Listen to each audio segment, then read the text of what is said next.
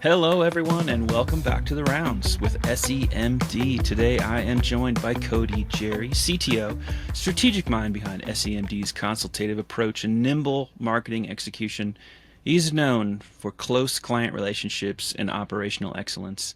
And a lot of people don't know this, but he is the fuel and the fire behind a lot of people who know, or maybe you think they know, what they're doing in the automotive industry. He is one of those guys that a lot of people back channel to because of his experience and capabilities.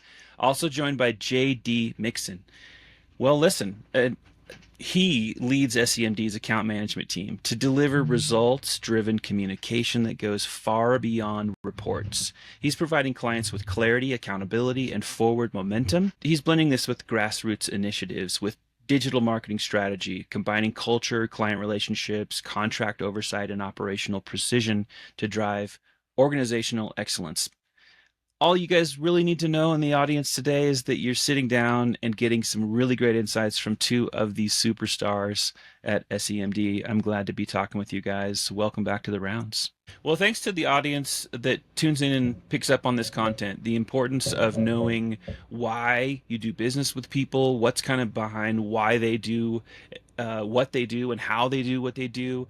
That's the purpose of having these conversations. And today I want to start by asking you guys, and by the way, like always, feel free to, if you both want to answer these questions, feel free to jump in and both of you give a perspective. If one of you wants to take the lead and you're ready for me to kind of move you on to the next section, feel free to do that. But where I want to start is kind of the beginning with you guys when you started working with dealers. Like, how did SEMD get started with automotive, and in what ways has that changed or evolved over the past probably going on 15 years for you guys? Oh man, it started with Mike. He had been running a bar and restaurant. He worked with quite a few actually, but he was over in Jordan, Minnesota, and he was using MySpace to grow his business, which is hilarious to think about now.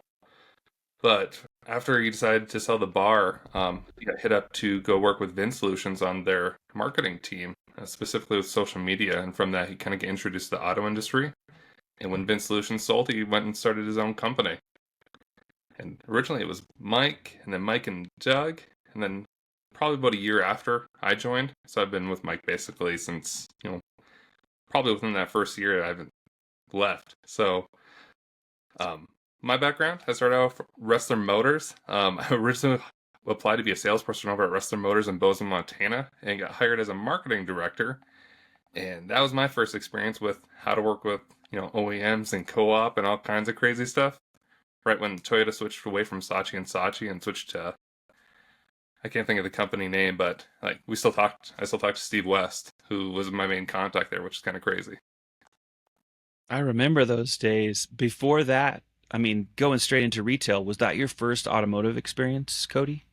I was in radio before that, selling radio ads. Wow.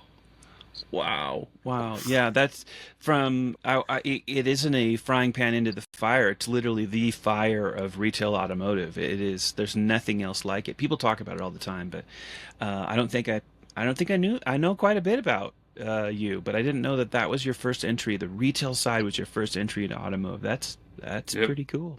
I love the backstory on Mike getting involved and how he really was inspired to start something in automotive, and all the steps that kind of led to that. I think for people that tune into this content, that's what really matters to them, is how did you get this started? There are so many businesses that are literally solutions looking for problems versus Oh somebody no. who versus somebody who actually recognized how they could improve dealership operations in some way based on their experiences. And I think that's always the biggest differentiator. JD, what are your thoughts on this? Well, I came to SEMD from the complete opposite angle. I was originally a client for years.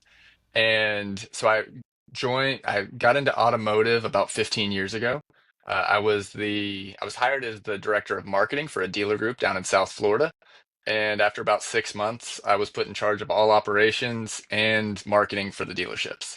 Uh, no experience in automotive prior to that, but it was a wonderful, family-owned group. the Gilbert family of companies down in Okeechobee, Florida. And so I just, after working with vendor after vendor, I was lucky enough to meet Cody and the team and worked with them for a number of years before I ended up leaving that dealer group. And the opportunity came about to join this team. And, anybody that knows Mike knows that they put the customer first. And so that was something that I always trained and reinforced at the dealerships. And so to join a team on the opposite side that has that exact same vision and that focus with every single client, I couldn't let that opportunity, go by. And also to work with Cody. I mean, it's just every day is fun, and he keeps it interesting because obviously it can be high stress. But yeah, it was an odd way to come into this industry and then also join the team. But it's every layer of leadership within SEMD is client focused, and it feels great to be part of that. I think that's my favorite part about SEMD personally. I've known you guys for a bit now, and I don't think when I first started having a friendship and relationship, even with Mike, that I understood that strong emphasis on client support and how much the client really matters, and that's not lip service. And I really, as much as I really like all of you guys personally, that's my favorite part about SEMD is the focus on the client really matters, and we're not just saying that. They're not just words, because in the highly competitive landscape that you guys are in, most of your competitors, those are just words. They are not backed up by action. And I love that. And it comes through in even you guys sharing your stories. Let me ask you guys about your initial emphasis with SEO and, the influence that SEO can have on a whole broad strategy is really important. And I know this, but I want your audience to hear you guys kind of talk about how it influenced your broader strategy for all that you guys offer. SEO is really a powerful place to start, which is the beginning for you guys. Can you talk a little bit about that? It's actually interesting because when I was the marketing director at Wrestler Motors, like we spent $0 on paid search. Paid social wasn't quite a thing at that point. It was 2011, so it was mostly just organic. So coming over to the agency side, like we were pretty adamant against paid search for the most part because organic covered all of it. Since then, Google has expanded how big that paid section is, like tenfold. So it's a lot different than it was then. Like you pretty much have to play there.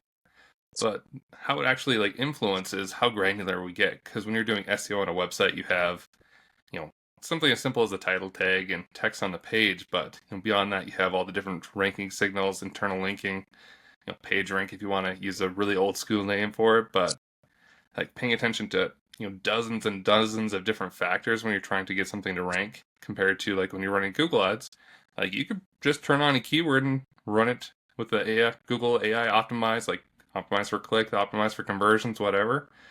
Technically, you don't need to do any of that stuff. So the influence that organic has had on everything else is just how granular we get. Like, for example, we measure not just view content events when we go into Facebook pixels. We actually compare our daily view content events inside of a Facebook pixel versus what we see in GA4 by both our own measurement and by the website's measurement, just to make sure that we aren't picking up extra pixel events that we shouldn't be. And we were actually able to work with one of the OEMs where their specific pixel setup on all their websites across the country was wrong, and it was causing our cost per click to be about 20% or more higher. So when we fixed that with them, it fixed everybody in the whole country for the OEM, but we saw about I think some stores like 20% reduction in cost per click, and others over 100%, not 100%, 50% reduction in cost per click. It was massive, like from $1.20 down to like 40 cents. It's because Google's looking for all those factors to be valuable. Because if you have errors, they're going to punish you because they don't really have any other way to tell you besides it's going to cost you more to advertise. So we just take that really, really granular approach to almost everything we do, which sometimes is too extreme. Like we're looking at the conversion rate of a specific type of VDP at the time of day to see if we should turn ads off. And we're talking about 5 clicks. That's pretty useless, but we were still looking to see if there's something there. Yeah, I have no idea how to add to that. I mean, well, I one thing that I love about this is, and as the years have rolled on, the organic strategy to me is the bedrock. It's the foundation.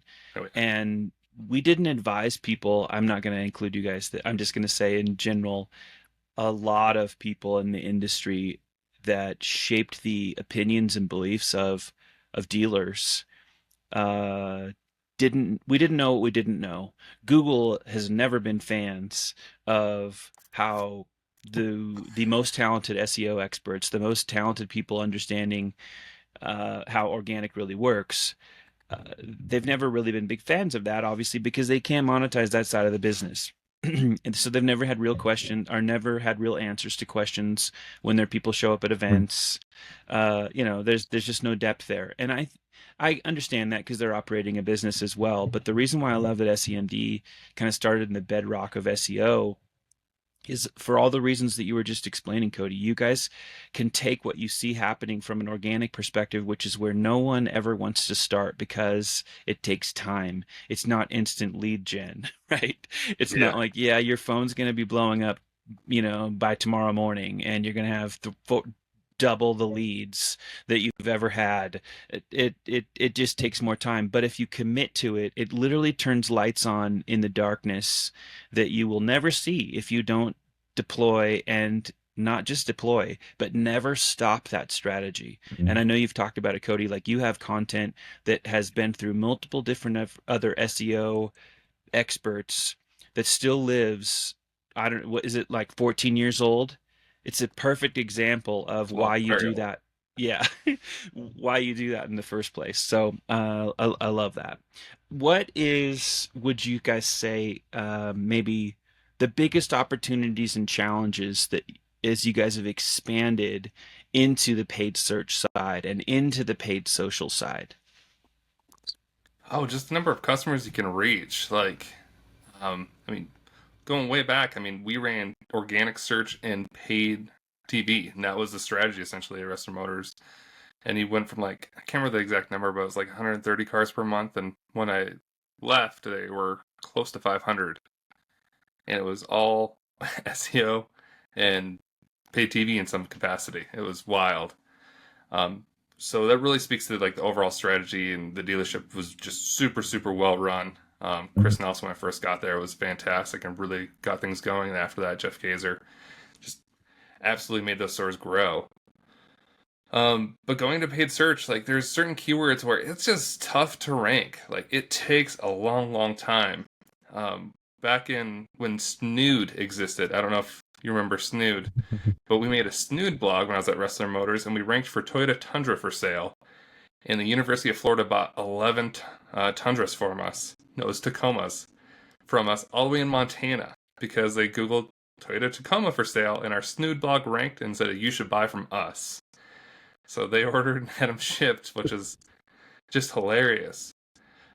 But same thing, like if you're going to paid search, like you can bid on those keywords. You don't have to necessarily win them immediately organically. You can go and choose which keywords are going to work. If you find that you can get overall more clicks from somebody searching Toyota near me when you add paid search, like you can pick up extra customers that you could be losing otherwise. And paid social, like just we had somebody comment the other day where they said social is just for branding. And then we pulled open the reporting, and this is actually in home services, which is a different conversation, but we pulled up the reporting in $2,000 in ad spend. The CRM showed that we made them $1 million from $2,000 in ad spend. So in the auto industry, it's tougher to get that data because you have all kinds of regulations and, have to pay the right fees to get the data. But it's just incredible what kind of impact paid search can have. Like one of JD's clients, small used car store, they went from like 15 cars a month to 45 cars per month just off of paid social alone. It means they have a good business model, obviously, and they're picking the right cars, but it's crazy the amount of used car inventory you can move with Facebook ads so consistently. And then when you get into new cars, the same thing. It's not to the same extreme as used cars, but it's really dang good. but I think one of those challenges still that Cody is you're kind of glossing over on it, or not pointing it out, but it's taking that same care and consideration to how you're creating those campaigns for paid media in the same way that you would for SEO. It's taking into consideration that specific client, because that marketing, whatever you're doing, it has to match that experience when somebody comes into the store, right? And so it's making sure that everything is tailored on a per client basis, and it's not just this is what we do. And we check the box and we implement the program or the campaigns. It is everything about that specific client is considered. And that is challenging because you have to take time to understand who they are. It's a good point. It's a really good point.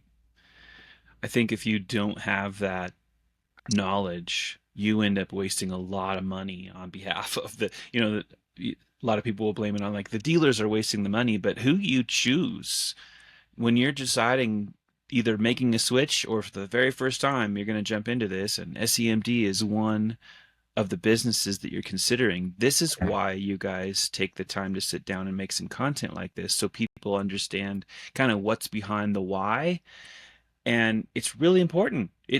It's one thing to spend money on great SEO, but you will burn so much more, and most dealers have spent millions of dollars in the paid side without the type of experience and capability and lessons learned that you guys bring to the table. And I think that's another really important factor when dealers are considering. I mean, we're in a time period even right now where dealers are just like they want to make sure that they're spending with as much intelligence as possible. Well, then make sure that the people that you trust with those dollars actually have not just a story, but the evidence to show you this is why we do it the way we do. That is very mindful of one, this high level of support, but that includes making sure that we are not wasting your money. That isn't, and by the way, that isn't professing perfection. None of this can be executed with perfection because you don't control every single part of it, but it does make a significant difference in terms of how much money you could just blow through from a dealer's perspective or on their behalf. Oh yeah. Yeah. We I just looked at it. Okay, JD. So I was just going to say, whenever I moved, I'm going to put myself back over on that client side for a moment. But when I moved to SEMD, the whole thing started. I saw Cody speak at an event, and immediately went to the table to kind of just, bend his ear a little bit, see what, just dig in a little further.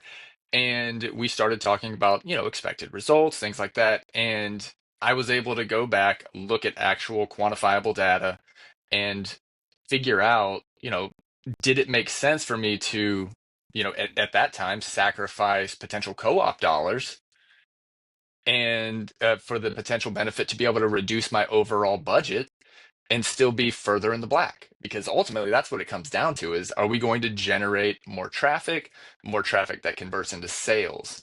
And thankfully, it worked out perfectly like that. But that's how I had to lay it out, because that's a tough decision to walk away from money that, for anyone that has dealt with co-op, it's not just being handed to you. There's a lot that goes into it, but to still give up some of that support, it's a tough decision. And yeah, it has to be results driven. You have to be able to consider what is ultimately going to come back to the store, and how can we be the most effective and efficient with every single dollar that goes through the store. I was lucky. I was able to cut our paid media in half.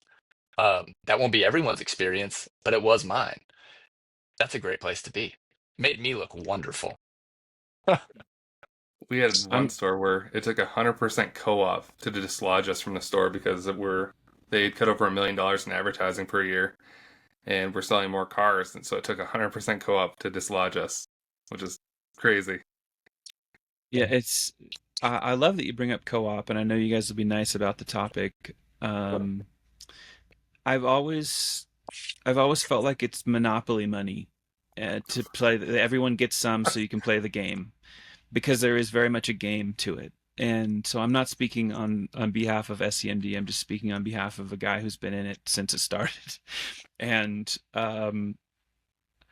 the It goes back to my comment about how dealers have been taught to believe certain things and truths that they hold. And around co-op, is there a place for it? There is a place for it. Unfortunately, and you guys know this, most of the options that dealers have to choose from where you get those monopoly dollars, you could choose, let's just say within that little program, there are 5 vendors to choose from, and you'll get your co-op. They all have the Yeah. blessing. Yep. They all, you could pick any of them, and they're all going to provide about the same result. There's not going to be someone within that selection group that will be able to demonstrate significantly more meaningful value. And that's the thing that I want to cut through in just these comments before I get to the next question, is for dealers that are tuning in to listen to you guys. I'll say it on your behalf. The reason why dealers, one of the major reasons dealers choose SEMD is because they know that what JD you just said is true, even if it takes a little bit for them to, to see that result. That's a huge difference maker. Is when you absolutely, to your point, Cody, you need somebody to come in with 100% co-op just to displace you. That says a lot, and a lot of dealers need to think through that before they just make the same decision that they've always made, or that they feel like they're supposed to make because they listen to somebody who has become a self-professed expert in automotive, and now everyone listens to them, and actually they're Yeah. just a Pied Piper leading everyone off a cliff. So anyway, from your perspective, from you guys, your perspectives, what sets your SEO strategy apart from the others in the automotive industry? I'd say the kind of comes in two parts. The first one is, nothing is sacred. If we've done it, just started doing it 6 months ago, 6 months ago, 18 months ago, like nothing has to be the way it's been. We've always just done it this way, and we just don't operate like that because I don't think it's as functional. So each dealership website, we take our experience from all the different websites we've worked on and go back and reapproach it to make sure we're not missing any keywords, any opportunities. And I just think that's really, really critical to always be agile. At one point, we tried to templatize it where this is what you pay for. You get these exact pages at this exact time, and this is the expected result. And number one, it was boring because all the creativity and everything that the whole soul of what we were doing is kind of just sucked out of it so we could scale. And to me, that just wasn't nearly as fun as we'd always done it. But two, the results weren't as good. Like we built those pages, they did their thing, but you find nuances where certain locations, like if you're in LA, like the number of lease terms is just massively higher than if you're in the middle of nowhere, Iowa. Like nobody's searching there, so why would you create a lease page? And that's not to take a shot at lease pages. I mean, I think especially lately, you've had tons and tons and tons of search volume in the last 6 months compared to what we've seen for a long, long time. But you just staying agile and being able to adapt, I think, is just so critical. And two, when we write content, we put stuff on the website. We try to just think of how that's going to affect things long term. We had a Nissan store where we did SEO for basically 3 months. That's all they could really do. They're a smaller Nissan store. So we optimized everything we possibly could, tried to keep it as evergreen as possible. And 2 years later, after we were done, and thankfully nobody had touched the website, they won an award for all the other Nissan stores they were competing against for the best SEO. That's when we didn't touch it for 2 years and they still won that award. Same thing goes, we have one website where our landing pages for specific communities have been live for 7 years. It's our content, it's our layout, which is not a good layout now. It's definitely bad layout now. But they've been alive and well for 7 years, and they've went through at least one other SEO agency, and it's still there. And another one, it's 5 years, and it's still our content on the homepage. They've had two other big agencies come through, like people you would know, and it hasn't been changed. It's still our stuff. If you're going through all the internal pages, it's still our stuff, which is just hilarious to see. So I joke that we're endorsed by other companies. One thing that when that blew me away when I hired my first SEO company in automotive, 15 years ago, was, and at this point, I didn't know any better, right? And so I got this checklist of this is what we do, kind of what Cody was referring to, this templatized SEO approach. but it was, we're going to create this many pages a month, and we're going to make this many updates a month. And it was about checking boxes. Like the strategy wasn't about what's going to perform, what's going to drive traffic. It was about, so at the end of the month, I can give you this sheet that says, I did this, and I did this, and I did this. And at that point where I was, all I knew was, cool.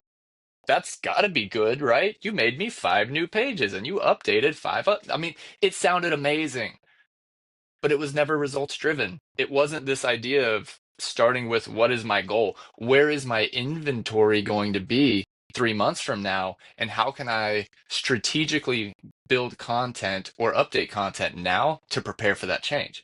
That wasn't a part of the discussion. It was all on me to determine first what pages I wanted to have built. It just made no sense. And um, so I think that's a big thing that makes us stand out. I mean, I'm just parroting what Cody said, but it's what I experienced then, and I know that's still what people experience now, and I don't understand how. It's just it's disappointing.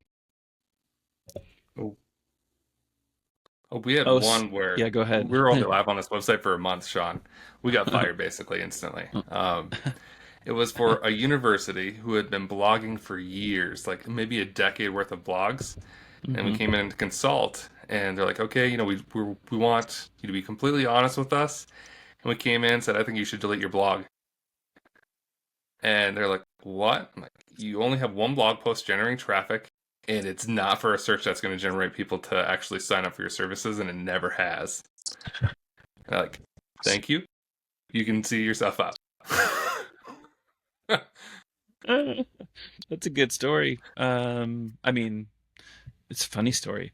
I, both of you shared things that, and I'm trying. I don't want to give too much commentary. This is all about you guys, but I love for the audience to have as much context from these conversations, and I think this is important. So this is partly confession. I remember being at events where SEMD, where Cody, you and Mike were at these same events where they will remain unnamed, but let's just say maybe my last corporate job, that their brand was really big at the time. It still is now. It's just different, but at the time that brand was really big, and it reached a level based on personal brands that were lifting the corporate brand. I was one of those personal brands, and so when I would see you guys at these events, and hear the contrast, and I wasn't running the SEO division at this particular company, but the SEO that was being done at that company was was presented to the automotive world as different, better, more depth. Just everything about it was just so much more improved versus, say, some website providers that have this check the box type of SEO. We're going to do these specific. There's like we're going to number the things we do as if there should really be any kind of constraint or limit to, like, we're just going to be doing every single thing that we think is actually going to be the improvement based on your business goals and objectives and what really matters to your Mhm. business. So, um, and I became really aware of that while I was still at this company, that, what we're selling, and it was very expensive, is actually just a repackaged version of what you're talking about, checking boxes and literally following a workflow format that's the same. There was very, very little that would actually bring up significant differentiation to the clients that really mattered. And so I felt like it would be good to share that context, because I was aware of that all the way back in those days, thinking, this is just kind of lipstick on a pig. So I know you've got lots of other questions, but I one thing that I feel is so important is when you are in the dealership and let's say you're in charge of the marketing, and you're working with SEMD, they spent time, and we spend time educating our clients. So many vendors out there, they're concerned. They're like, oh, if they know too much, they're going to ask tough questions. We make sure that our account managers are ready to answer those types of questions. But by educating whoever our point of contact is, it gives them the ability to better educate maybe ownership. We're not always dealing with the owners. And so I personally experienced those times when it's oh, well, I'm no longer getting that checklist. And that can be a shock. It's shocking for some dealers. Like they need to see these quantifiable like content creation results instead of seeing the bigger picture and understanding why the traffic is really what matters, or the volume and lead increase is what matters. So it's a tough spot when you're that conduit between your marketing team and ownership to get to help convey that. And it's transitioning that end user, that dealer to understand that ultimate goal. It can be really difficult. So I do empathize with all these marketing directors that are out there that are having to convey that because they don't always understand it either, because it's what they're so accustomed to, right? But we look at an educated partner, an educated client, as a positive. And I think that's always going to be an excellent way or an excellent place to start and position yourself. I couldn't agree more. And a lot of people are afraid of a very highly educated client because they're going to ask questions that maybe you don't know how to answer. But really, that burden of proof or being able to answer is on your company. The more educated your client is, and it's not fool's gold, because in any industry there are people who, they uh, their education or their level of knowledge is inflated, like a little bit of a pretender status. That happens a lot in automotive, where no one wants to get up in a room when they don't know the difference between SEO and SEM. I used to joke about that all the time. You go to a 20 Right. group in the year 2010 and say, hey, which of you guys wants to stand up and tell us the difference between those two acronyms? And no one would, No. because nobody explained the differences in the first place. But if you did, and you guys do this, now you're having the kind of conversation with somebody that when you tell them something that's perhaps maybe technically more deep, or there's just far more nuance to something, that they do get it. They're not just nodding their head saying, I'm going to pretend like I get it because it's too techy. That happens a lot in automotive, right? I mean, the whole internet thing well, who knows how to turn on a computer? Okay, you're the internet manager. Like, Heck yeah. like we have so much of that for many, many years. But speaking of nuances, I want to ask you guys about OEM compliance. It's been and it will always remain an issue because the manufacturers really care about it. How do you guys manage the nuances around OEM compliance with your automotive campaigns to make sure that they stay effective? Oh man, this one's an interesting question because, as you know, we haven't been, overly co-op friendly for a long, long time because we love selling used cars would be the biggest problem. Um, it kind of stems from my shop teacher from high school. He was into go-karts and he just loved go-karting with him and his son, like really, really fast ones. And he would read that rule book from cover to cover over and over and over again and find every single thing loophole that existed that you could still be compliant to race that car, but everybody would yell at you afterwards. So in a lot of senses, we're reading every single line of that OEM compliance agreement for that co-op to make sure we're compliant 100% every time. But we're doing it in the most dealer-friendly fashion we possibly can. And it goes back, like, there's a way to be a scalable agency that makes more money, that's more profitable.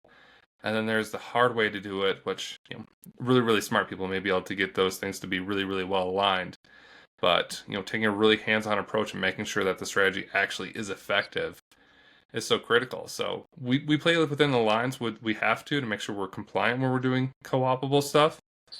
But we definitely go dealer centric and try to keep everything normal. Like we don't jack up our co-op or management fees when it comes to co-op. They stay the same just because sometimes that does happen. I'm not saying who, what, when, or why it does, but we've all heard horror stories where sometimes management fees just go up because of that.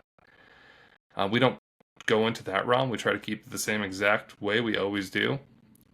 But yeah, it goes back to playing within the rules, playing within that framework. We're trying to get as much as humanly possible out of that.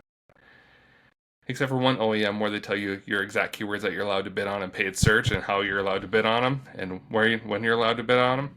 that one's pretty cut and dry, and Mhm. it's not as effective as you can imagine because they're not good keywords.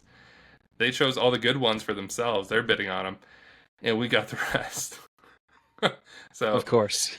it varies, but we do our absolute best to be dealer centric and give the dealer as much as valuable as possible. Yeah.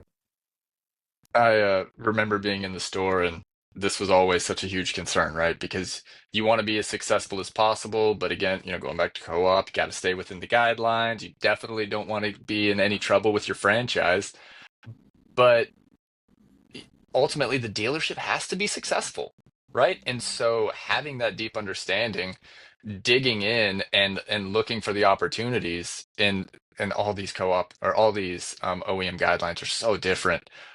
But you have to spend the time. You have to take the time to go through it and figure out how to make your client successful, how to be able to have that ability to pull in traffic, pull in sales from outside of your area of responsibility, right? Like, you've got to be able to do that, but you also have to stay compliant. And so it just takes time and caring because not everybody actually cares enough to really make sure you're doing it the right way. Because the vendor ultimately isn't penalized. I mean, they could get fired, but it's the dealership. You've got to care about the client first and foremost. Um, and that's not just their success, that's just caring about them as actual people. So yeah, it's tough, but staying inside of those lines and driving success is it's exciting at the end of the day. Comes back to the thing that I love about you guys is that you really care. You can't fake caring. You can for like a couple minutes and then people realize if you're just faking. Caring requires time. Doesn't matter what you're doing, who you're Yeah. doing it for. If you really, really care about it, the business, the person, whatever, it's going to require time. And so I love that. Both of those answers were fantastic. I want to also spend some time here and give you guys some time to talk about your reporting process. I think that having really amazing reporting and capabilities in reporting is really critical for automotive businesses.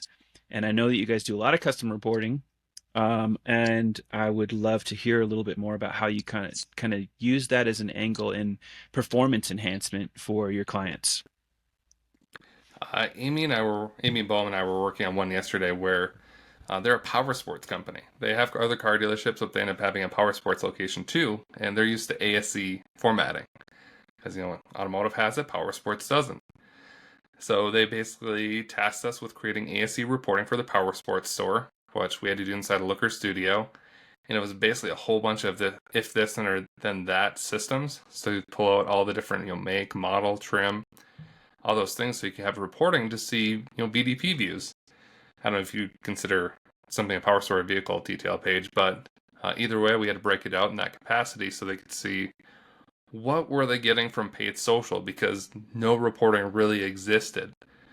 So inside Looker Studio, which we're not Looker Studio experts in the sense of like a George Nenny, but yeah, we built this ASC report event, and we found that their mowers, their bad boy mowers, didn't generate as many sessions. But if you came in on a bad boy mower, that person went and looked at every single dang mower they had in stock. So VDP wise, if you're just looking at that, it looked like all the money is going towards mowers. In reality, it's not. It's just they're shopping all of them, and there's not good information on what mower is better than others when it comes to that stuff because nobody really considered that. But just pulling that apart and being able to see, this is where the money's going towards. This is what the shoppers are doing, and this is how we're pulling customers in from different locations and giving them that ability to kind of filter that report however they needed to. New, used, individual models, individual makes, so they could see all the data in a really, really granular way. Another one, just utilizing the ASC events that are out there. You can pull stuff apart all the way down to year, make, model, trim, see how many VDP views, how much media engagements. Like you can see all kinds of different layers of data and not just count like engaged viewers or engaged users. Because, if you're on a website for 10 seconds, depending on your settings, that can be considered an engaged user. And is it really? Debatable at that point, but if they're they're expanding the description so they can read the full description, if they're looking at a whole bunch of photos, if they're actually clicking on a call to action, like those type of things, are a little bit higher level action. They're not a lead yet, but you can measure and kind of take more consideration of what's driving more active shoppers. And even just when are your leads coming in? Like we've had different Google Ads accounts where it looked like we're just absolutely crushing it. We had tons and tons of calls. It looks like everything's going fantastic. And then we go into the granular data and the reporting, and half their calls are after hours, which means nobody answered it. They don't have a good system to get after hours calls. And that means working with the website company, using Google Tag Manager, whatever, to change the call to actions on the website based off of time of day. Maybe they manage the chat during the day, so you run one scripted chat during the day, and they use managed chat after hours, so you can turn one off and turn one on throughout the whole day and have the proper one loading. Things like that, where you can like pull out an extra 0.25% of conversions. But you have to be able to pull all that different data into a report and analyze it. And we just go into whatever depth is needed. What I love about our reporting, it is customized to the goals of that dealer, right? But more importantly, it's built directly from the platforms that matter most. So we're pulling the data from Google Analytics, from Google Ads, from Facebook ads. It's not this custom dashboard that is built around our own algorithm or our own formula to prove success. I can't tell you how many times I've spoken with clients and they receive the same reports that I was accustomed to receiving. You get this 10-page deck, and it's beautiful, right? It's this beautiful report, the data's laid out, and then when you come down to say paid media campaigns, you get a letter grade, right? Like this is performing it's performing at 5 stars or 3 stars. You can't I don't remember ever seeing one where they got a failing grade. Right? It doesn't happen. It's always success when you make the data what you want it to be. It's statistics, right? But, you know, for us, when we're creating our reporting for a client, you know, our goal is to build for success. And we know that not every campaign is going to be perfect on day one at launch. But the key to success for any store, whether it's automotive or any other client we're working with, it's honest reporting and honest feedback. Because if we just load them up with this false expectation of our campaigns are perfect, they're not going to be able to actually tell us if something stinks. We need them to be honest with us, and that's only going to happen if we're honest with them. And that's where our reporting starts. It's honesty, it's clarity, and it's putting the customer first. Yep, I love all of that. I mean, matching custom reporting to the goals and needs of each and every individual client is not something that's being done broadly across the automotive industry. And dealers, I think the ones, especially your own clients, they would probably gladly shout it from the mountaintops how much they appreciate that, because it's a noticeable difference when you have a partner, a service provider, whatever you want to call all the companies out there. It's a noticeable difference when you have somebody that does what you guys are doing versus kind of the run of the mill. It's almost like an afterthought. Very, very unfortunate low expectations around really good quality reporting. Yet everybody wants to talk about how all of our reporting is really going to help you with performance improvement, but it never does because it doesn't get talked about.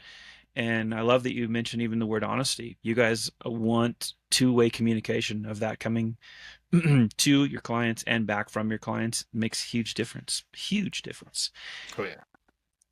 So let's talk a little bit about the consulting side of your business and the ways that it enhances the strategies that you end up delivering to clients.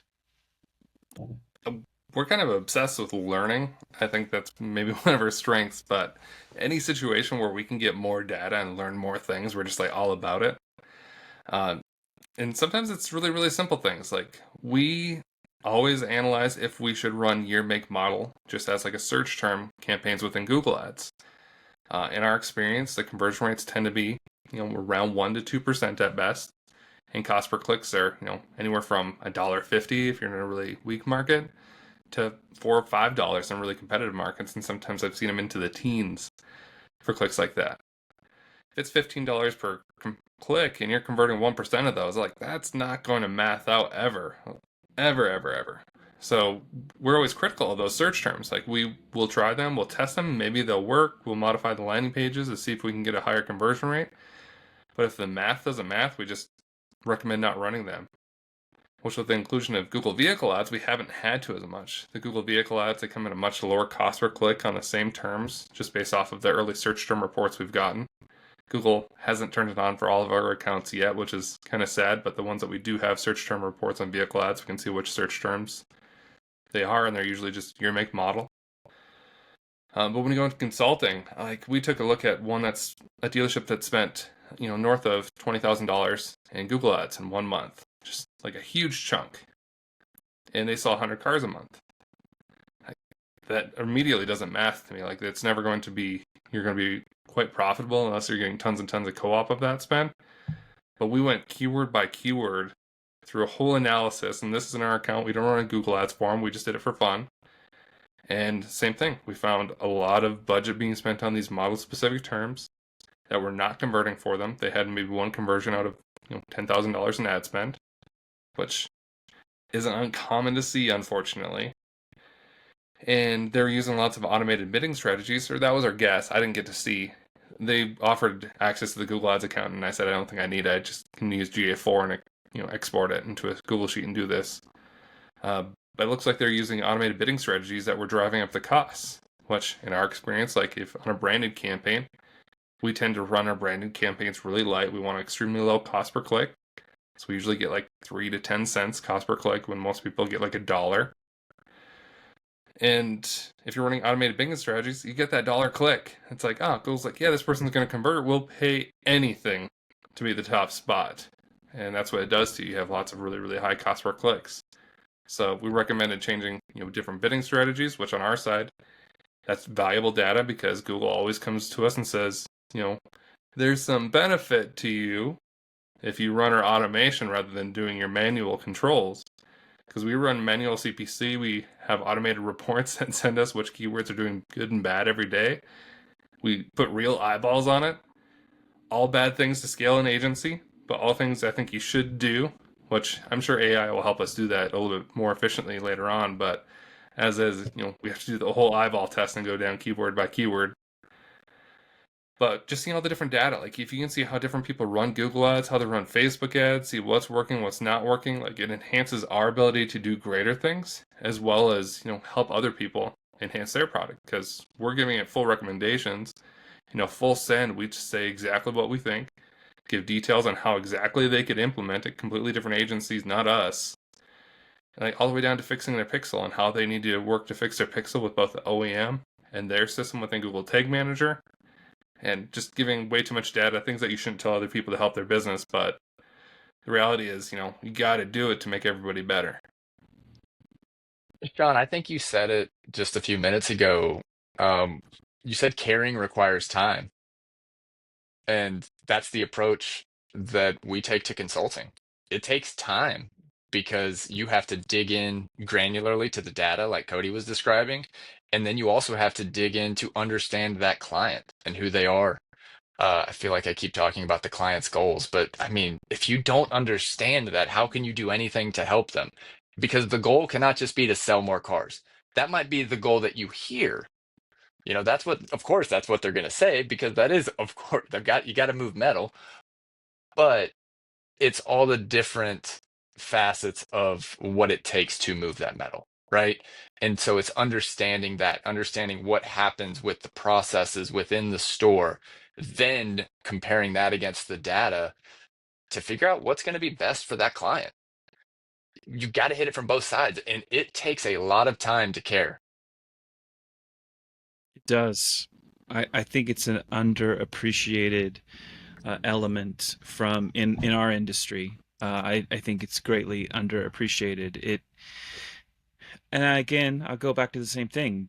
The industry has taught dealers how to think, what to believe is right and what's wrong. And it gets also complicated by, and this is one of the things I love both of your answers because it comes back to, yes, the caring, yes, the client focus, but you guys also are in a position where I think some people would say, oh, we, we want to be in all of these OEM programs, and then they can spend their monopoly money on us freely.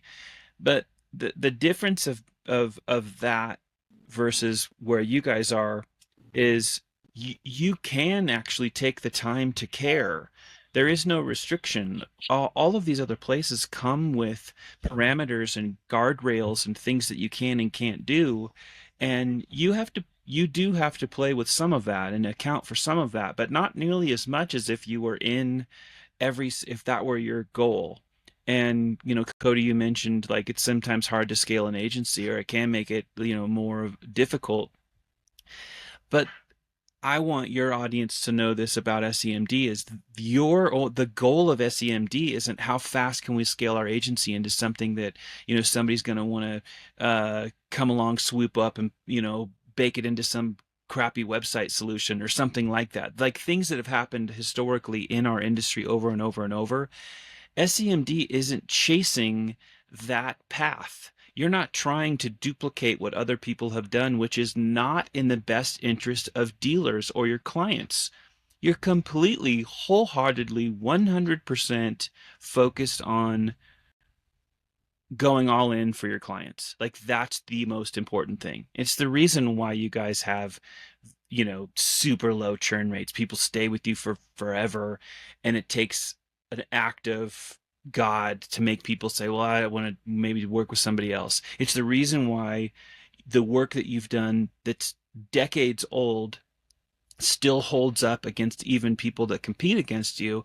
They can't do better. And you've mentioned it even in just this conversation that that's not happened one time. That's happened multiple times. That's what I want dealers to understand, your audience to understand about why you guys are so valuable is that you care, and you cannot get those results without it. It's so critically important. So critically important. So, yeah, this is, I always love talking to you guys about this stuff. I want to know, and this is probably a good segue to talk to you guys about communication.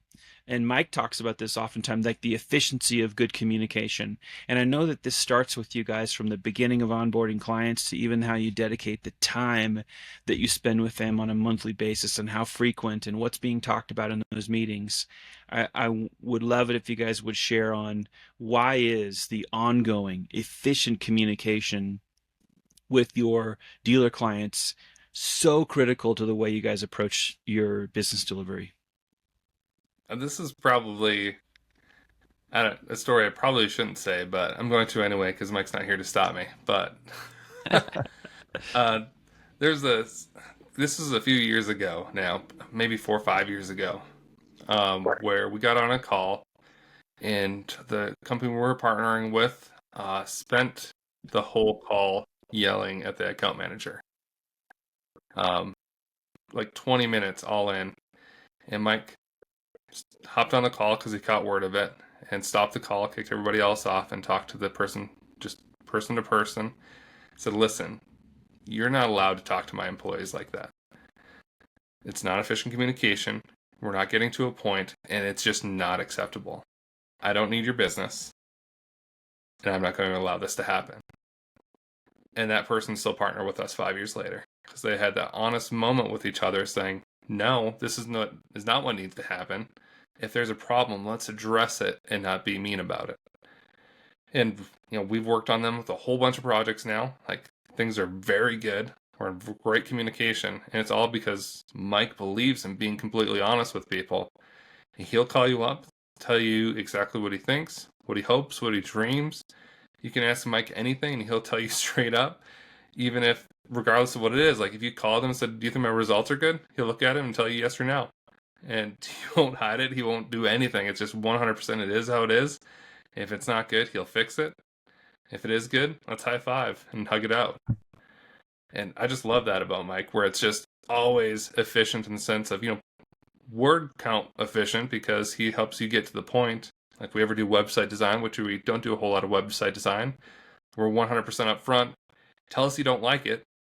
Don't dance around it, because if you don't like something, it's not going to magically fix itself unless you just tell us you don't like something. So that was really good communication where 100% honesty both directions, not hiding the fact if something's bad, because that's not going to help us anyway. And also, you telling us this is bad, I don't like it. It could be good results, but I still don't like it. And we'll find a different way to do it. So just being honest and being upfront. Don't hurt feelings when you can't avoid it, but if it's a situation where you can't, like, let it happen and be real with each other. Yeah, but you can have the best strategy in the world, but if the client doesn't understand it, they can't give you any kind of feedback on it at all, and they don't feel like they're being heard when they have that feedback, it's going to fall apart. And so that regular communication allows us to be able to understand what's going on in store. And to Cody's point, they can be direct with us, knowing that anything we respond with is it's going to be respectful, and we're going to come back to them with results. But we need to be able to pivot. And so if something's not working, right? So that ongoing communication allows for that. And it's also the little things. It's no one contributes more to their local communities than dealerships, right? And something that you'll hear from somebody at SEMD that you wouldn't typically hear is, asking what's going on in your local community. Uh, if let's say like your local Kiwanis Club, a little Kiwanis Club reference there, past Kiwanis Club president here. Sorry, Rotarians. No, but if your local Kiwanis Club is hosting an event and the dealership sponsoring it, like, we want to know, because we want to align the website. We want to align with what's being presented with what they care about. So, and it's not about building a landing page that, oh, people are going to search for the Kiwanis pancake breakfast and they're going to land on the site. No, it's about aligning it with what matters to the dealer. So you're supporting both on your website and in your marketing what you support in real life. And that comes back to just, caring about what they care about. And it's not just the business, it's who they are as people, because yeah, the dealership's it's a business. It has to make money, but it's such a large employment center. And if supporting these events helps the dealership be more successful, the community will be more successful. I mean, it's such a collaborative nature, which is why I think dealerships really do support so many nonprofits in their communities, because they really do care. So the advertising should reflect that. Yeah, I love that. Well said, and I don't think you probably kicked off any kind of gang war between the Kiwanis and the Rotarians. I didn't even Kiwanis heard of has it, them so. like referred to as Rotarians. I was like, Rotary Club, I guess that would make you a Rotarian. It almost sounds like it could be ancient armies against each other. The Rotarians versus what are you guys? The Kiwanians. The Kiwanians. Yeah, I mean, it's like anything. You add the IA in on the end, right? It's where you go. We could write a pretty cool novel about the epic battles of these two. Anyway, I want to talk about key performance indicators for the one or two people out there over the years that never decided to pay attention to what that acronym means, that KPI. Which are most valuable in the SEMD reporting? How do they support what you guys do in continually improving performance for dealers? Oh man, that's all over the place and nowhere all at the same time. Depends on the specific strategy. For SEO, we like to pay attention to which keywords are driving traffic to which pages, and then analyzing the session key event rate coming off of that, and then just key events. Because certain pages convert better, they have the right type of customer who's actually trying to contact the dealership, and others will just not generate anything. We have a blog post, which this is when again, our strategies shift, but when we were into blog content, which we were for a short period of time, we have a blog post that generates probably 5,000 to 10,000 visits a month. And it's for a dummy light. Can you guess how much money that dealership's made from this dummy light blog post? 0. They get chats every single month with people asking questions about it, and their managed chat going, I have no idea. And that is the conversation over and over and over again. We're like, so we got the question, like, can we delete this? Because by KPIs, it looks like it's crushing, right? Like, You have more leads, according to GA4. You have more traffic, according to GA4. It didn't do anything for the business. So we definitely use Google Analytics and just normal stuff like sessions, users, key events. We also dive into creating our own custom events for people who've engaged with more than 7 photos.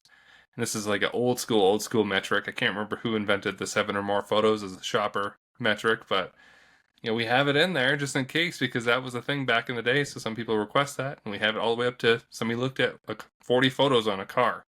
Like they just kept going back and forth because they were just obsessed with that dang thing. So we try to go through all levels and look at individual pages, see which pages are converting well, which are not, and do analysis to see, based off those key performance indicators of conversions ultimately, what does that look like and how can it be improved? It could be as simple as on a Ford store, they kept adding a banner to the top of their SRPs, which this is going to offend lots of people. We doubled their conversion rate by deleting their banner off the website at the top of the page. And they added it back and cut it in half, so we deleted it again and doubled. And they added it back and got cut in half, and we played this game for months. We would delete it. They would have great conversions for 2 weeks. They'd add it back because they were told it would help them. And they'd call us and say, why did our leads drop? And we played this game for months, and it still kept getting added back. So we're not as blunt about it anymore. But legit, if you have an SRP, if you load it on your mobile or on your cell phone and you can't see cars right away, you got to fix that layout because you are not going to convert as much. If you can't see that there's multiple vehicles on that SRP right away as you load on mobile, you're losing business. And it's something so simple that's so obvious when you see it that because of the systems and everything else, you don't see it because you're supposed to have a banner at the top of your SRP to get your offers out there. For us, like that offer needs to actually be where it matters. Because if it's an F-150 offer, why is it on used trucks? Like, okay, if you're trying to swap them over, but have a better call to action, like, hey, we have 0 for 72 months on new Ford F-150s. It should be a legit offer of here's why you should consider a new truck instead of a used truck right now. But why would you do that as a dealership too? But yeah, the systems just aren't catered to that. So like on a Nissan website where leases matter, just writing a script to show the correct lease offer for the correct vehicle, just looking at the page path, something as silly as that can double the conversion rate. But it's not normal, so you don't see it a whole lot. So KPIs, it's mostly key events, people actually clicking to call on the mobile website, which is the one you have to be really careful with because bots love clicking on call to actions. In a click to call, you'll get lots of bots, so you have to be really careful. But just paying attention to that, really diving in, making sure in GA4 it doesn't say Ashton, Virginia as your city that converted, because then it's fake. And really boiling it down to getting as much value as you possibly can and looking at those pages. If they aren't converting, then fix them, because they're active shoppers probably. Yeah, using the data and at the same time having account managers that have the time to pay attention to the sites and spot these banners that keep getting put back on over and over and over again. If a client or if an account manager is managing 50 sites, they're not going to be able to do that, right? They need to have the time to pay attention to each client as an individual and manage the data accordingly.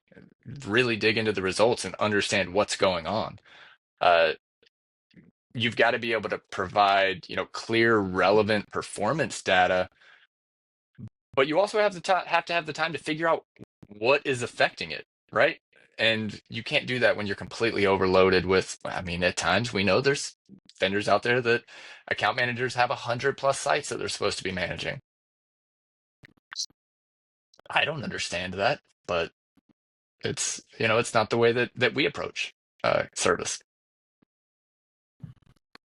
Yeah, there's a lot of companies that overload way too much onto one. Basically, their way of operating for their own profits and why they are doing business the way they do business. Back to my previous comment, it's very different from what SEMD is bringing to the table and how you guys deliver and why you do it that way. And again, I think that matters significantly to dealers when they're making decisions of who should we use for these services. Very, very important. I do want, because this is relative, and I know, Cody, I've heard you share about this before, and I love this because it's something that I used to do, different tool that I had a preference for back in the days that I was doing this, but around discovering things like, hey, this banner that everyone keeps telling you to keep up there, being able to look at website scripts and find out what's really going on, getting into those waterfall reports and getting really into the minutia. One, a lot of people don't do it. They'll say they do it, but they don't. I want to hear from you guys on that. Like, what are the tools, if you don't mind sharing, maybe methods that you're utilizing to um, discover and then also optimize these website scripts so that it helps the dealer with performance? I think it's one of those areas that people need actually more education. I think this is one of these areas where for your clients that watch and listen to this content, as well as people who are not your client yet, that this is important. So I'm going to start off with the free tools because I think that's the best place to start. The one you mentioned, I use tools.pingdom.com for a site speed test, the first of the site speed tests we do. And that's for their waterfall, where it shows you every single script that loaded on your website and how long each one took. And when we were using it, we were looking for a couple of different things, but the big ones are a bar that's really big, because that means that element was slow to load. And there's one website provider right now that loads like a megabyte of fonts on every single one of their websites. Like, websites normally are like 2 megabytes big on each page. So a whole megabyte of fonts is just wild. So things like that, where you see a really slow font file, if they dropped it down to just the essential fonts for that website, which we're working on to see if they're going to be able to do, but if they did that, you'd save loading time when faster websites tend to convert better. And then you'll find situations where a script does not load. It just, for some reason, just fails and it takes like a second to load. But everything is dependent on that one script actually finishing. So the whole website slows way the heck down from that one script. So you'll see a really big block. So it'll just be like a waterfall going straight down, hits that block, and then nothing can load until it's done. So everything shifts over to the right and then starts dropping down again. So you're looking for situations for really big blocks because something was slow. It's either too big or having issues loading because of a slow server, or something that's blocking everything else from loading.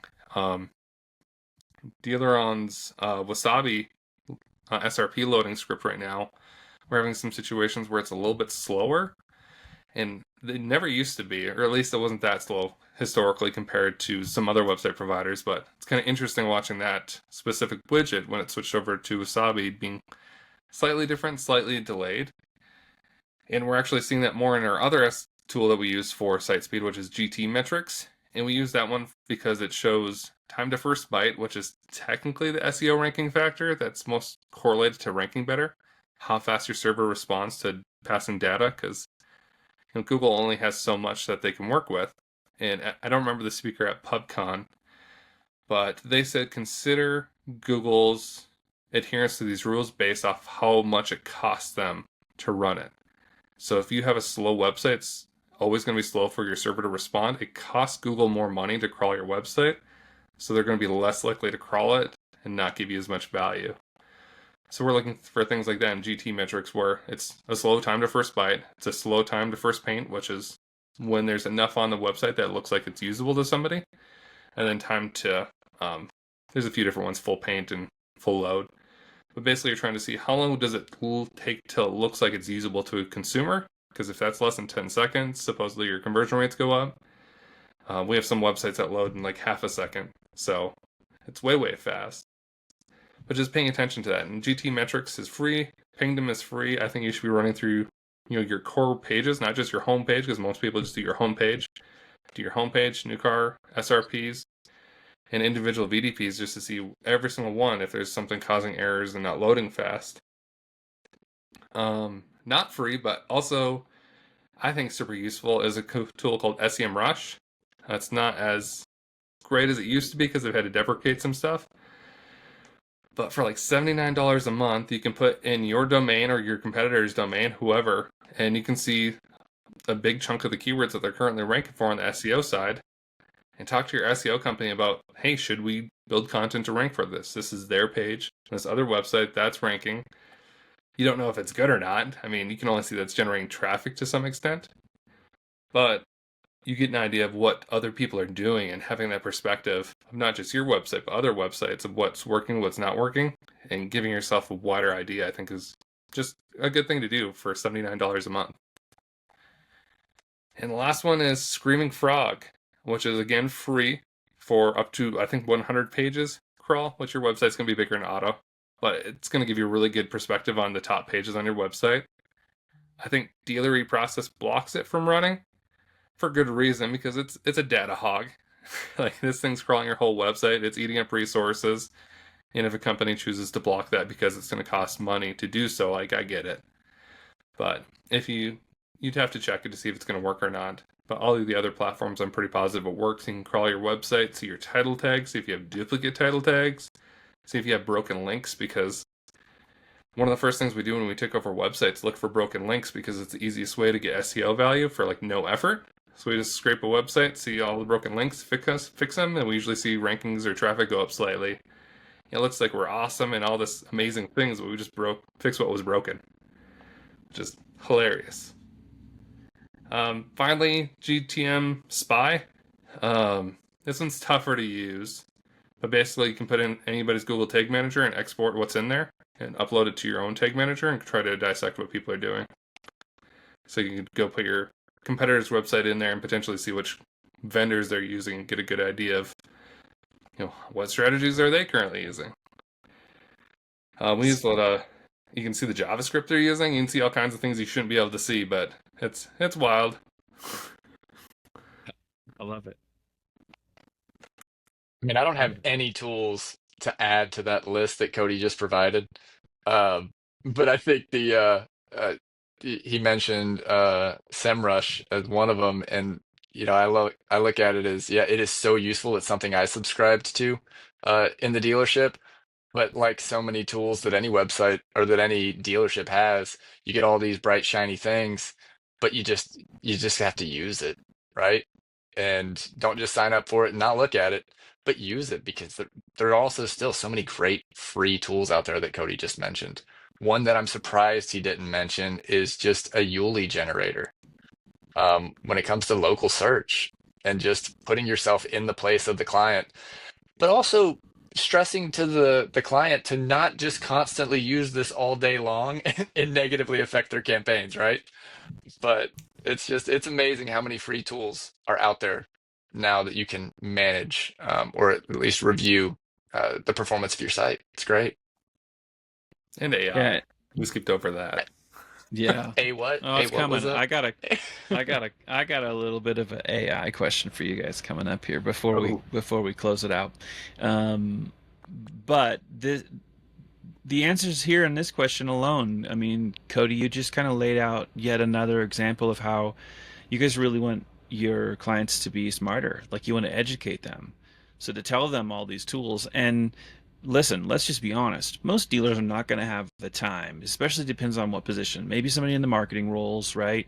But a general manager is not going to go in and learn how to read and interpret waterfall reports. They're not gonna.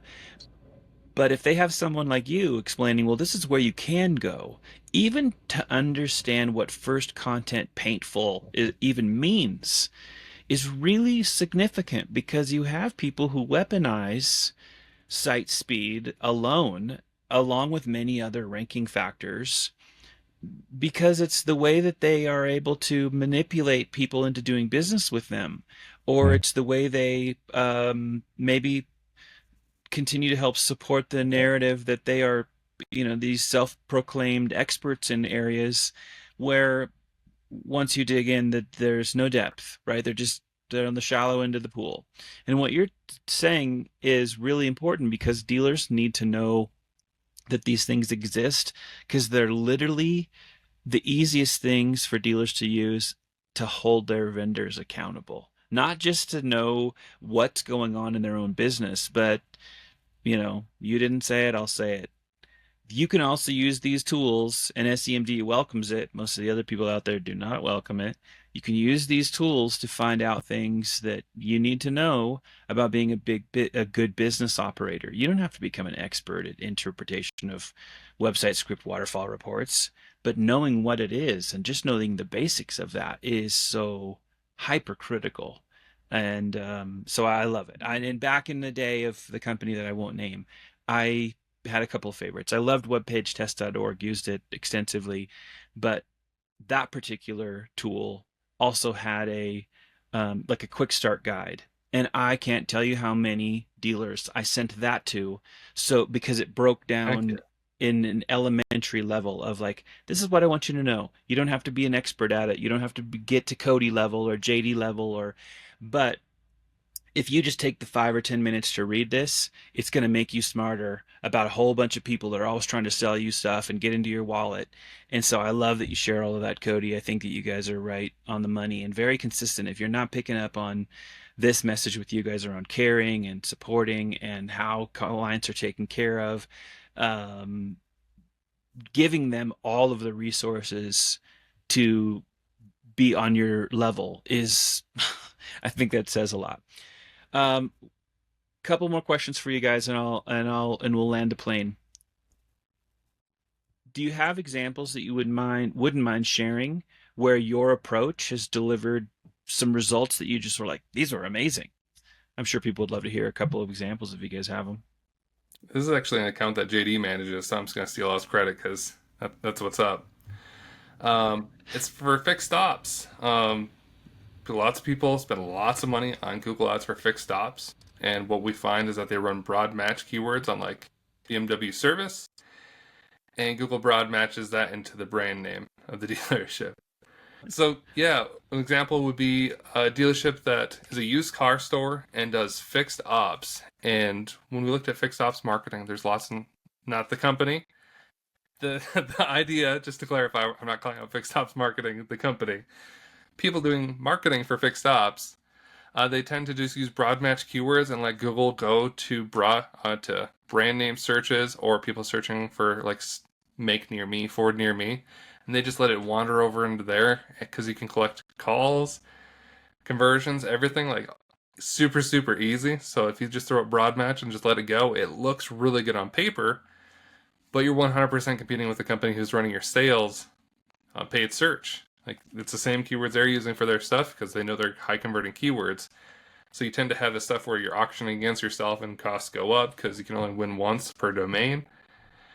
They're changing that so you can show up twice soon, from what I've seen. But either way, there's going to be an auction involved, and that's not good.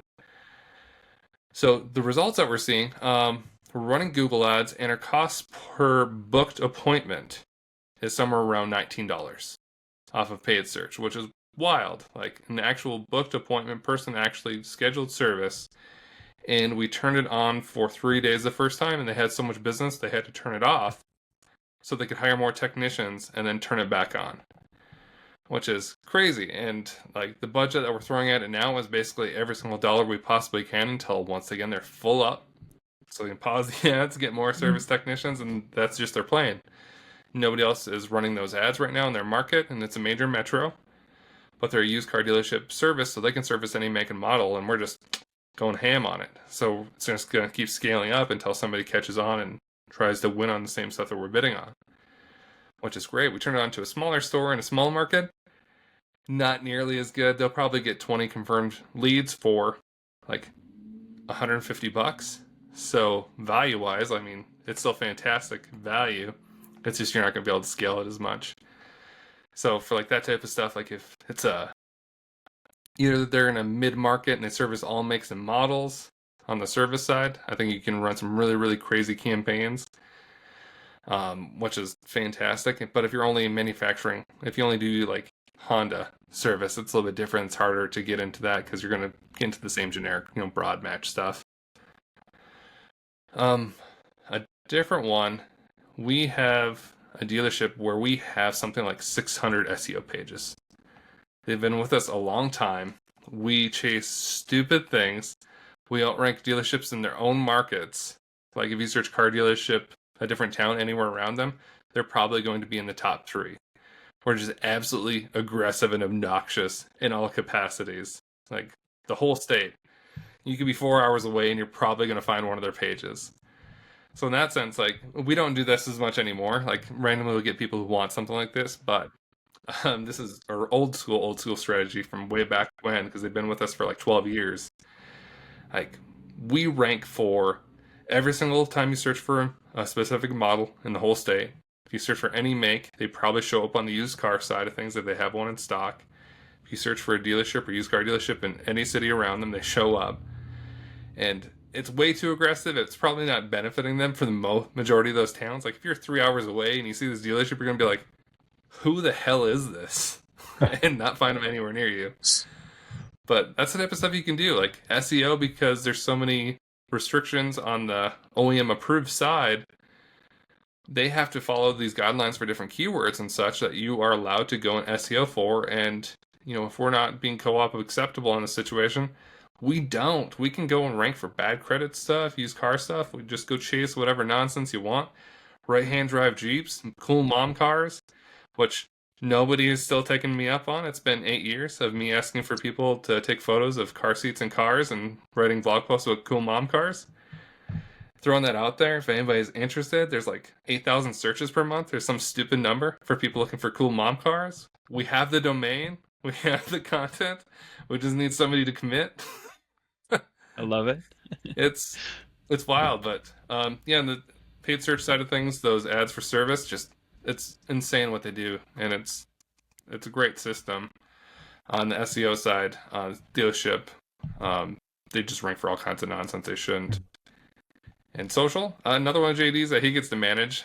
They went from running their own Facebook ads. They spent maybe $500 per month boosting stuff and didn't think Facebook worked. They tried a whole bunch of different vendors, just didn't work. And they gave us $1,500, and they went from like 15 cars per month to close to 50.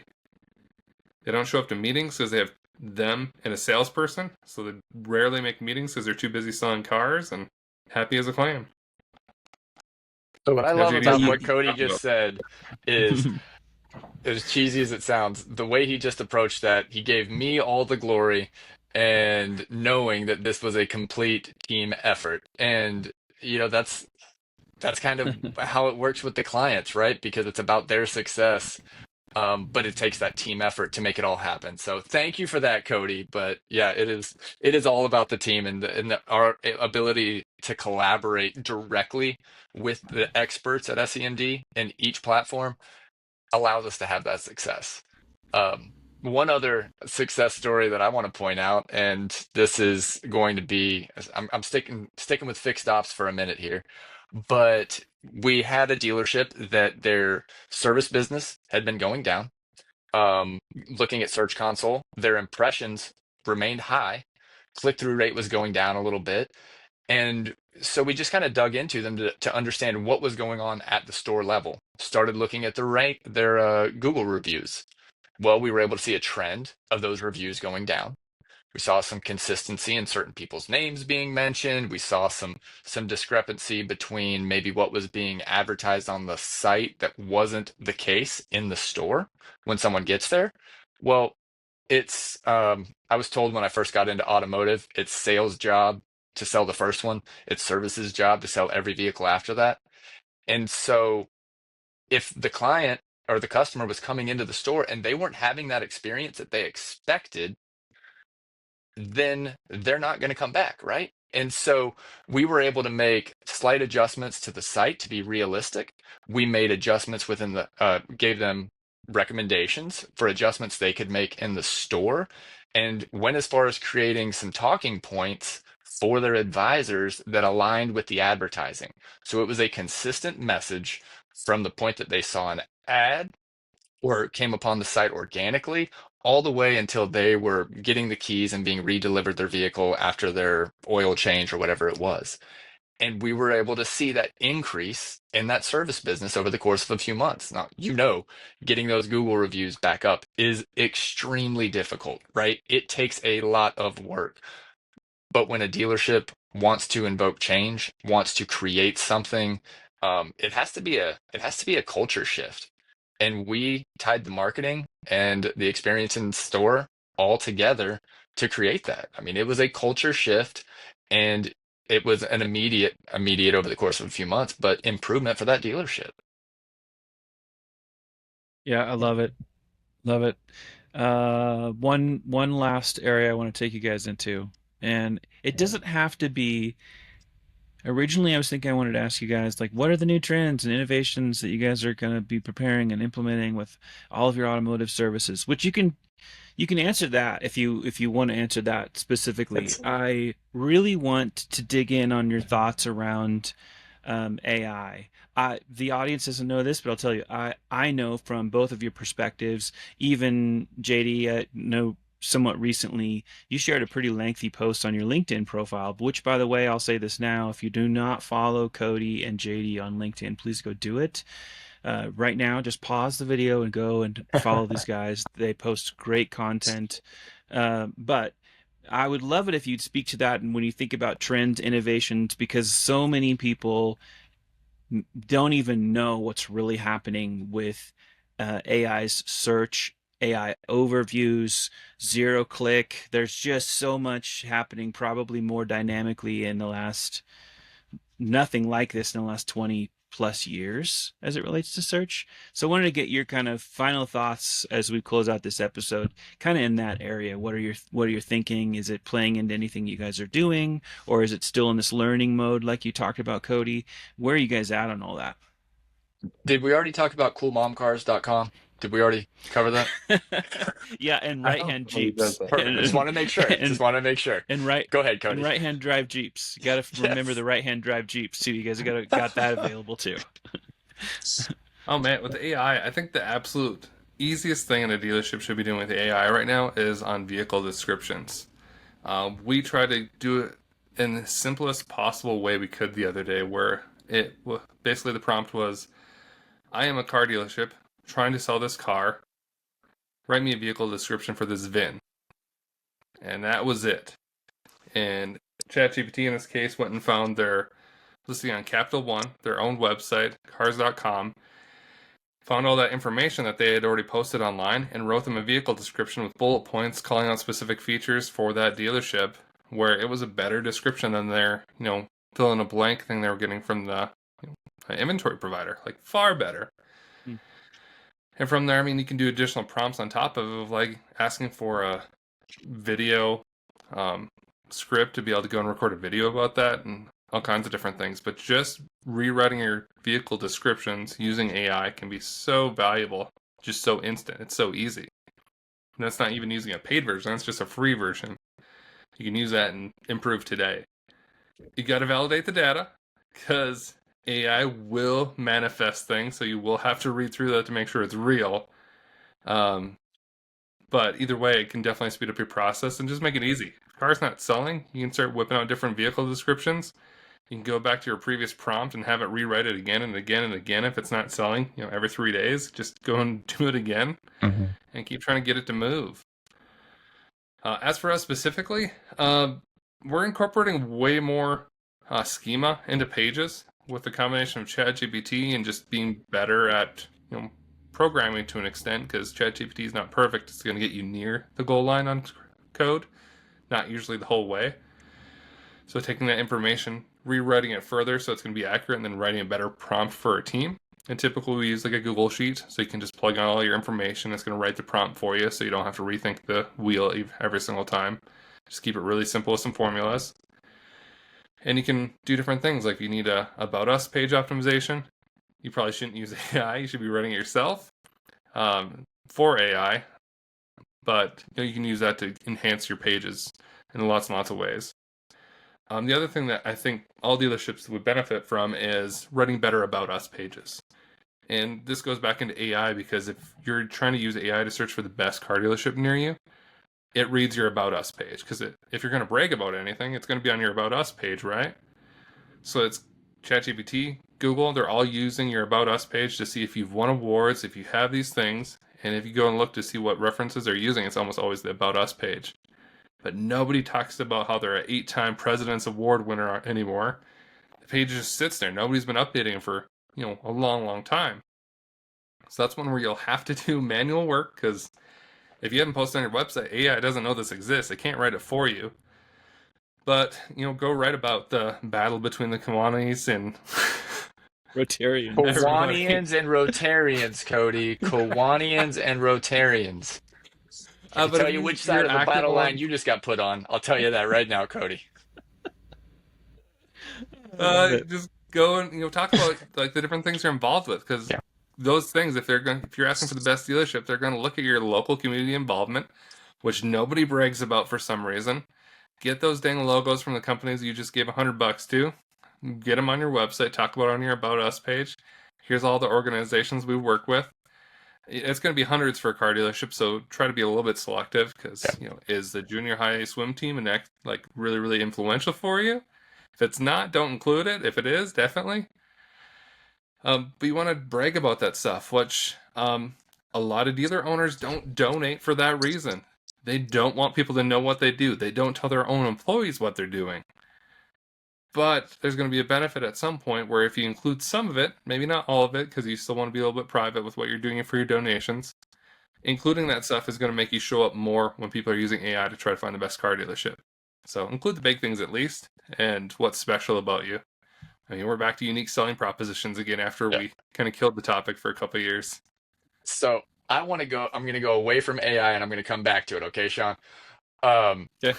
but what Cody just said about us pages is absolutely crucial. And he's right.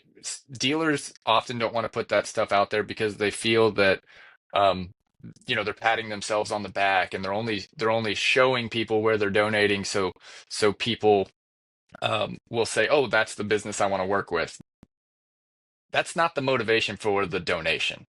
If that's what the motivation for the donation is, then yeah, you shouldn't be putting it out there. You shouldn't be telling people that you donated if you're only donating so you'll get more business out of it, right? People see through that. But when a dealership is genuine about what they want to contribute to in their community, it's not just showing customers, it's showing potential employees. And while I know that it is simple to hire new technicians everywhere, it's so easy to hire new technicians. Yeah, there's sarcasm there. I don't know if you caught it, Cody. Um, Hmm. but I don't know about you guys. If I was ever considering working for a company, I'm going to figure out who that company is. And if you're not telling who you are, then who else? It's not someone else's job to go out and brag about you or express who you are. So don't just think about this from a customer perspective. Think about this from a recruiting perspective. People want to work for people that they can feel aligned with, right? And so, again, I know I went away from AI for a moment, but dealerships, businesses, companies, let people know who you are. If it's who you truly are. If it's not, they'll see through it. Now, to bring it back to AI, um, one thing that I wrote about on LinkedIn recently was Google's new AI search. And right now, it is so heavily weighted on your Google reviews. There's no way that they're going to be able to maintain this. But if Cody's example was if someone goes and does a search for who's the best dealership or where's the best place to buy a Toyota near me, well, the direction that AI is going to immediately go is it's looking at what the Google ratings are. What are the reviews about this company? And it's not just about stars, it's about the content. It's about uh, making sure that when you're talking to your customers about leaving you a review, they need to say why you're a 5-star dealer.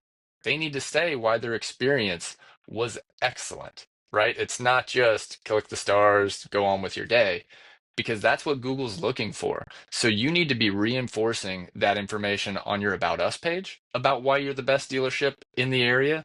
And then you need to make sure that your customers understand how what a benefit that you receive from their kindness, from them taking the time to leave that review. Because as AI search becomes more prevalent, you see it being rolled out to more and more people right now.